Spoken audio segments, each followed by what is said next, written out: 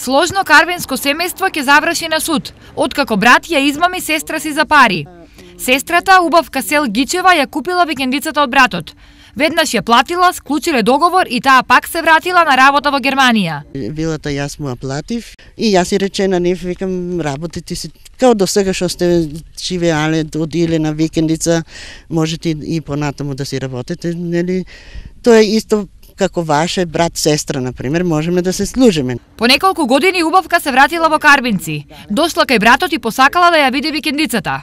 Отишла, а таму други луѓе веќе пуштиле корени. Брат ми ме изигра, вилата мене ми ја продава и на други луѓе, и тие се изиграни и тие немат никакви податоци, никакви договори, никакви документи и што се дале парите на него. Убавка пуштила солза, но не за викендицата и парите, туку за братот, кој овие денови во Карбинци го нема. Имал нешто работа во Скопје па заминал. Во малото Карбинци за болната измама се расчу брзо. Знам ја женичката, кафе пијаме заедно по давницата.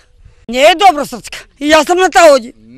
Ја имам куќе тука, ја на моје име уште не е, мажу ми се поминал, истата песна ја имам.